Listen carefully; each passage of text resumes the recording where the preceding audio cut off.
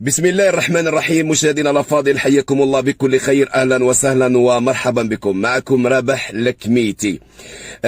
الكثير من الأصدقاء يسألونني حول تجربتي مع الأستاذ الكبير حفيظ الراجي سنة 2013، التربص الذي كان، وكذلك حول التجربة الأخيرة التي كانت في البليدة في صدى الإعلام. يعني درنا تربص في صدى الإعلام بالبليدة، دام 3 أشهر بحضور كذلك إعلاميين معروفين.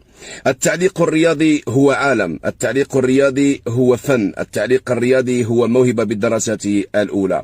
المعلق هو مثل الممثل، المعلق هو مثل الفنان، يعني يستقبل الناس راح يتسمعوا. هو مطالب أن يرضي الجماهير، مطالب كذلك أن يعطي المعلومة الصحيحة، مطالب أن يعطي المعلومة الدقيقة، مطالب أن يعلي في رتم المباراة. يعني كاين بزاف مقاييس وكاين بزاف أبجديات تاع التعليق الرياضي، ولكن الجماهير ليست مطالبة أن تحب المعلق، ولا يوجد معلق أفضل من معلق. يعني كاين فلان معلق فلاني مميز على فلان، كما مثلا كاين الناس، يعني الناس عندها أذواق. كاين اللي يحب يسمع حفيظ الراجي، كاين اللي يحب يسمع مثلا عصام الشوالي، كاين اللي يحب يسمع واسمه عادل خلو، كاين اللي يحب يسمع مثلا عبد الرؤوف خليف، هكذا. والتعليق الرياضي في السمع يختلف تماما على التعليق الرياضي في السمع البصري.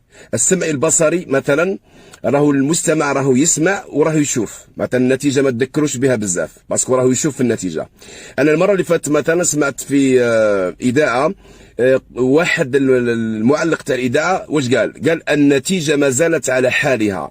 والانسان مثلا اللي يحل الراديو واللي يفتح الراديو واللي يسمع الراديو، يعني في اللحظه هذيك يقول له النتيجه ما زالت على حالها. شحال على حالها؟ هو ماهوش يشوف، راهو يسمع فقط. لذلك كاين واحد الامور كما يقولوا يجب على المعلق ان يستعملها ويركز عليها. بالتوفيق لكل طموح في هذه الجزائر مهما كان مجاله ومهما كان اختصاصه. وان شاء الله نشوفكم دائما ناجحين ودائما متالقين وكل واحد في الضمان ديالو. السلام عليكم خوتي.